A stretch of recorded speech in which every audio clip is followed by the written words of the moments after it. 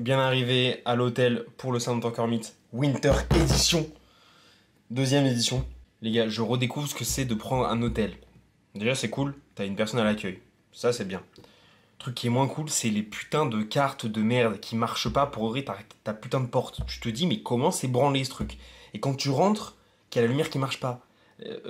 Parce qu'il faut mettre sa carte à un endroit, mais il n'y a pas marqué qu'il faut poser sa putain de carte là, ça m'a fait câbler dès le début. Et les chiottes qui ont commencé à bider l'eau pendant 5 minutes, ça, j'étais en mode, ah ouais, j'avais oublié le plaisir des hôtels. Des hôtels pas forcément ouf. Le problème de carte par contre, c'est quasiment chaque hôtel. Bref, j'arrête de me plaindre. On est bien à Montpellier, je suis très hype. Là, il y a une petite folie qui vient de se passer, c'est que, ok, je suis arrivé à Montpellier, mais je suis arrivé à Montpellier sans ma balance. C'est con quand tu fais un cut. En vrai, normalement, ça devrait se passer, genre, en gros, pour vous expliquer, mon body weight sur la semaine dernière et globalement ces derniers temps, il tournait autour de 75 kilos. Avec un gut cut, easy peasy, ça passe. Sauf que là, sur les 2 derniers jours, du coup, je me trouvais vachement léger. Genre, il y a un moment là où j'ai attendu 74,6. Et j'étais en mode, bon, frérot, et pourtant, je faisais gaffe à ce que je mangeais, mais j'avais pas l'impression de manger moins, tu vois, mais genre, ça faisait que descendre. Et j'étais en mode, bon, bah, je vais manger. Donc, j'ai mangé plus sur les 2-3 derniers jours. Et là, par contre, ce matin, j'étais à 75,7. Là, du coup, voir un gut cut, pas sûr que ça suffise, hein. Du coup, voilà, ça aurait été bien d'avoir les datas sur sur le poids, quoi. En plus, là, les gars, on est intime. J'ai pas chié de la journée. Je sens que y a quand même du poids dans mon estomac, genre que je pourrais chier un truc, quoi. Bref, sur cette touche glamour, en vrai de vrai, je pense que ça va le faire. Demain, je vais aller sur le lieu de la compétition pour me peser, parce que normalement, on a accès à la balance de compète. Donc, je vais me peser là-bas. Et on va voir, hein, et dès que je me pèse et si je vois que j'ai de la marche, je bois et je mange. Un peu, pas beaucoup. Et après, on va attendre le weigh-in, sachant que je me pèse à... Enfin, le pesage de mon groupe, de mon plateau, commence à 12h30. On verra quand est-ce que je suis pesé là-dedans. Mais 12h30. Donc au pire, dans la matinée, si je vois que je suis un peu ric-rac, j'ai le temps de trouver un moyen de cut. Donc en vrai, je m'en fais bof.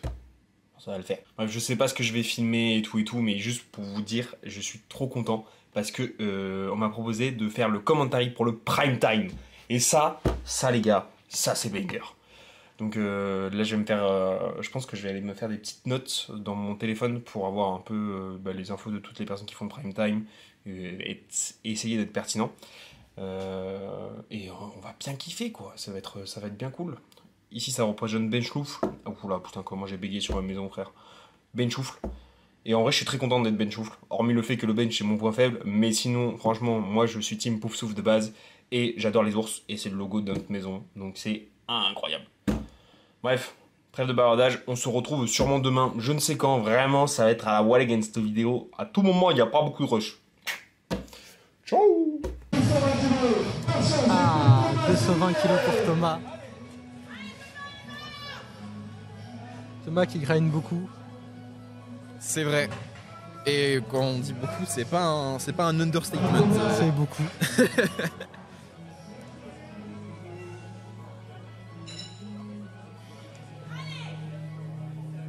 Le père de Thomas était à 215 kilos. C'est réussi ce lift, il sera à perdre plus 5. Allez Thomas, allez. On l'avait simplement dit. Cet athlète est capable de grind. Il est capable de grind. Ces 3 blanches, on salue l'effort. Ça, c'est le genre de choses qu'on veut voir. Hein. Je me permets de vous faire un petit voice-over sur ce lift parce que il est un peu particulier car il y a une demande de Rorak qui m'est donnée. Tout simplement parce que l'arbitre central a jugé que mes standards n'étaient pas bons, si j'avais bien compris à ce moment-là, au niveau de mes coudes. Et en fait, quand j'ai re-rack, la personne s'est rendue compte que en fait, c'était juste un effet de reflet avec toutes les lumières qu'il y avait et qu'en fait, j'étais bien. Donc à ce moment-là, j'essaie de me remettre dedans, mais comme vous pouvez le voir, c'est pas passé. Et en fait, on me donne l'autorisation de repasser cette barre à la fin des 2e essais. Bah, c'est une impulsion. D'ailleurs, technique Sync maintenant qui est très utilisée pour avoir la descente au bench. Notamment par les catégories féminines. Surtout catégorie féminine, effectivement. Les petites catégories féminines. Et donc j'arrive à le valider, ce sera la dernière barre que je valide au bench, j'ai mis 122,5 après, mais Comme on peut le voir déjà à 120, c'est déjà bien grindy, donc j'ai pas réussi à valider la 122,5. Mais j'ai pris ce que j'avais à chercher, donc c'est bien. Il fait du hook et ça lui montrer un peu les pouces. La barre, elle roule un peu. Et je salue RDE, qui du coup est un anti-hook advocate. Ouais. Bah, moi aussi en vrai. Hein. Ah ouais? C'est fort. Enfin, en tradi, c'est horrible. Moi, j'avais la barre qui roulait, qui faisait que de rouler en hook. Je passais en mix, plus aucun souci. Bah lui, il est en... Enfin, Kestova, il est en tradi. Hein. Oui. S'il corrige ses hanches un petit peu trop hautes, il peut peut-être passer un... Je pense qu'il va mettre 2,50. Une troisième pas. Je pense qu'il va mettre 2,45, mais moi, je veux qu'il mette 2,50. Je pense qu'il met 42.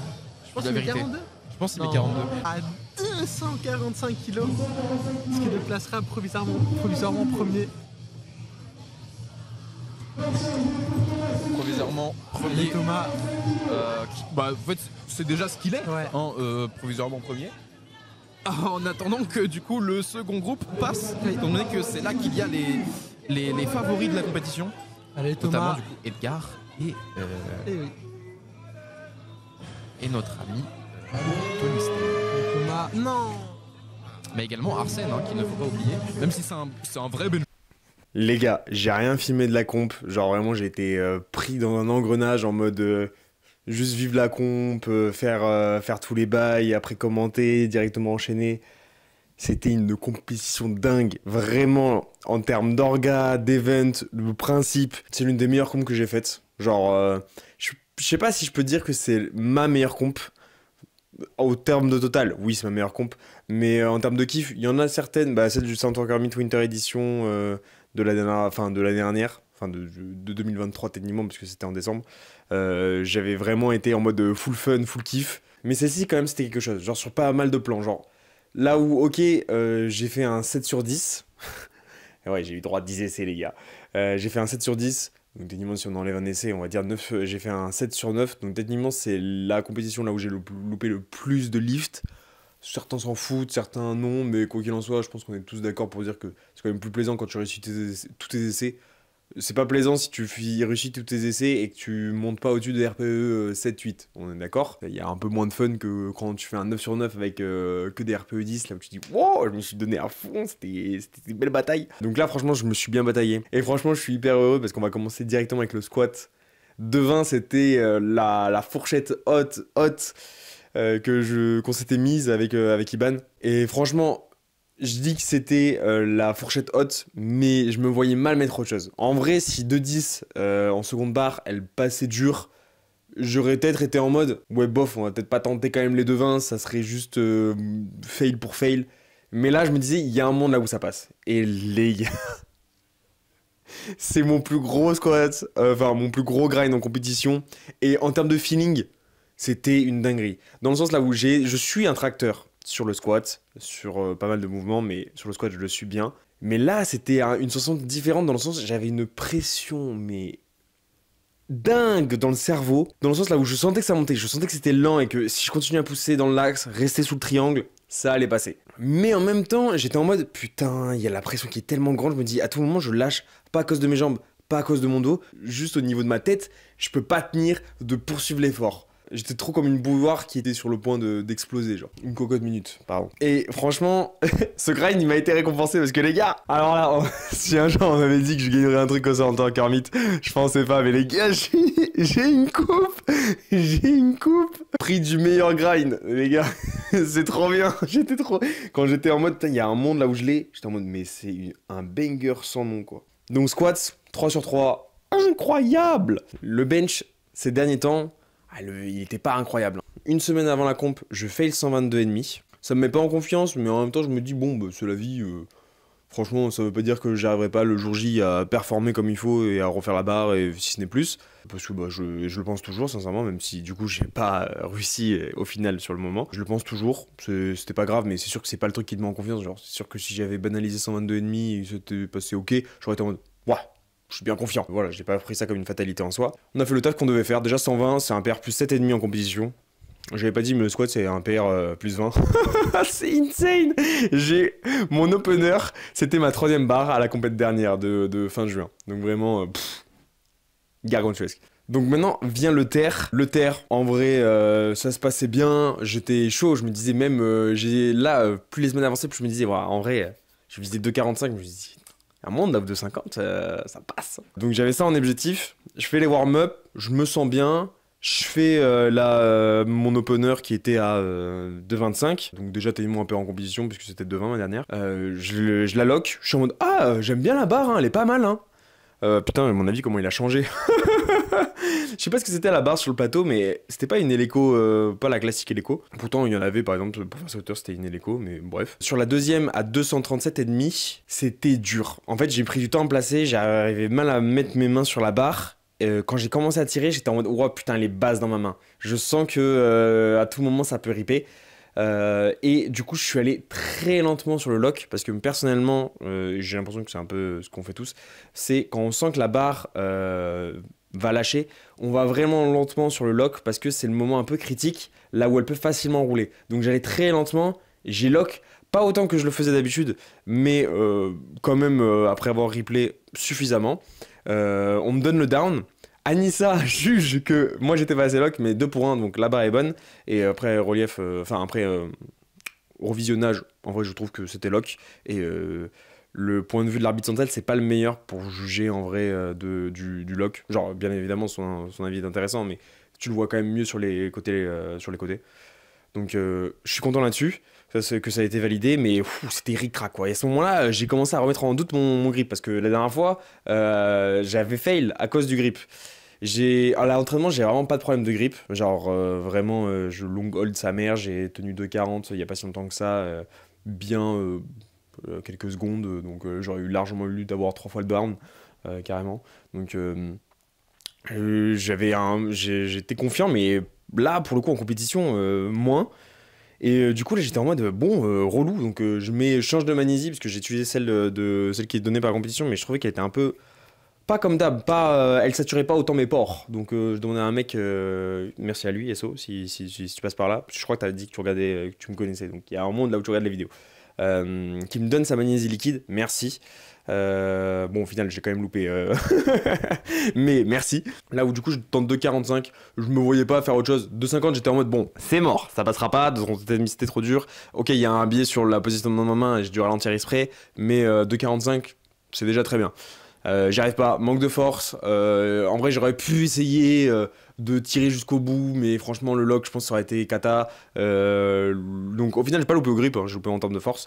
Voilà, c'est des choses qui arrivent, mais si ça se peut le grip aurait lâché aussi. Donc ça c'est un truc en compétition qui m'énerve.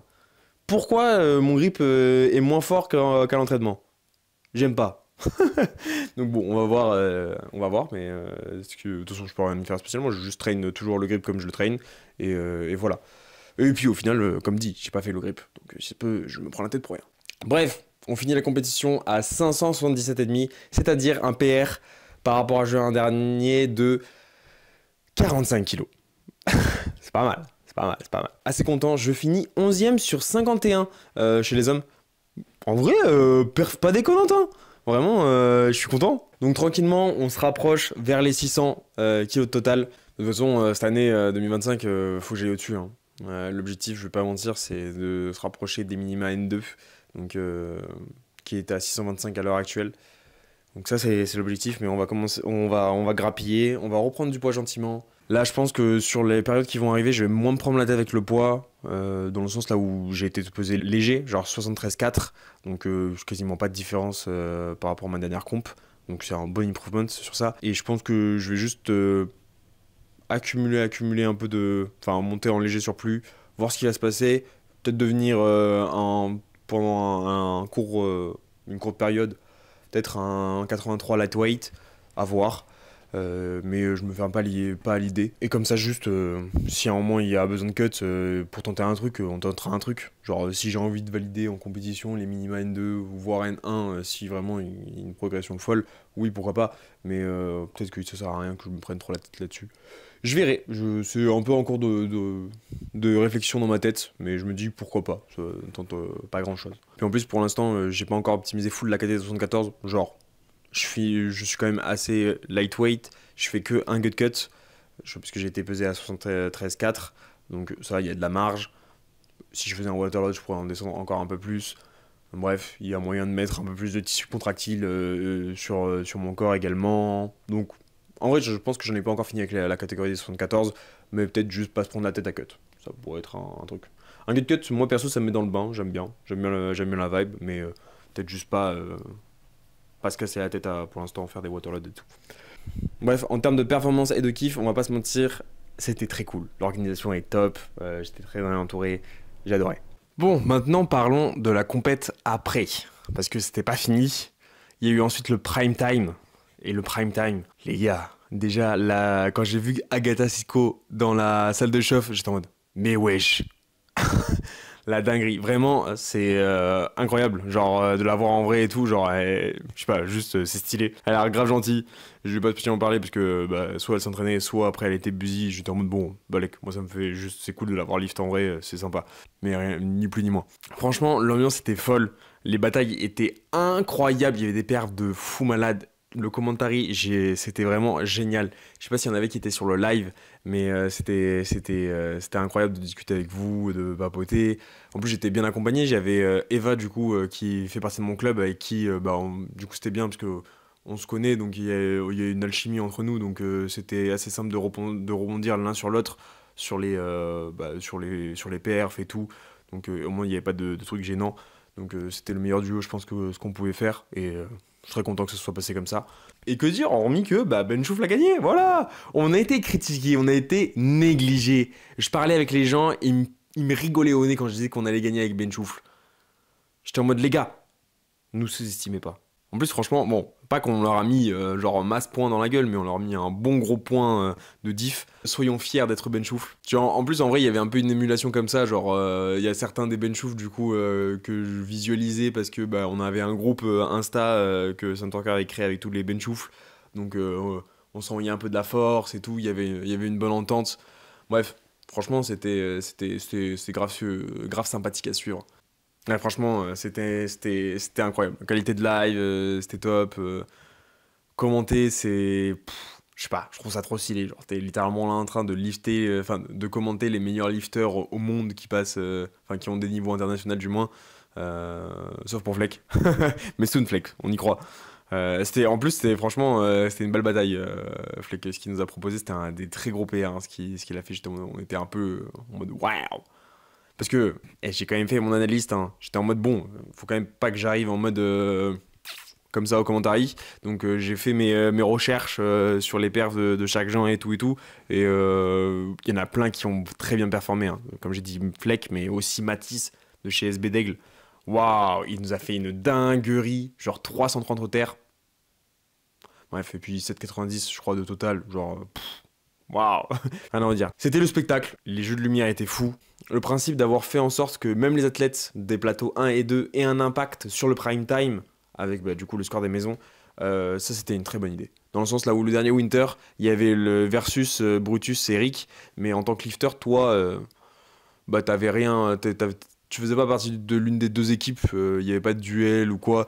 Là, au moins, t'étais intégré à la chose et ouais, il y a un peu une émulsion, quoi. Moi, je sais que je regardais un peu le score des maisons, un peu entre chaque mouvement, voir ce qui se passait et tout, entre chaque plateau, chaque groupe. Et bien évidemment, même si en soi, j'ai fait la compète pour me faire kiffer et tout, t'as dans le coin de ta tête en mode putain, c'est cool, ça sert à la maison. Voilà. Peut-être que tout le monde ne se l'est pas dit, mais chez Ben Chouf, on est comme ça ici. Okay. C'était un très long récap. Très très très long récap. J'espère que j'arriverai à récupérer les rushs parce que pour l'instant la vidéo YouTube du live n'est plus disponible parce qu'il y a des problèmes de copyright. Logique, le son, il y avait les musiques étaient banger, c'était full animé, c'était masterclass. C'était la playlist de Pana, hein, pour tout vous dire. C'était pixel. Quoi qu'il en soit, merci à l'orga pour ça, merci à son Santorka, merci à mon club qui a quand même aidé. toujours calé le Altero Club lyonnais dans le tas.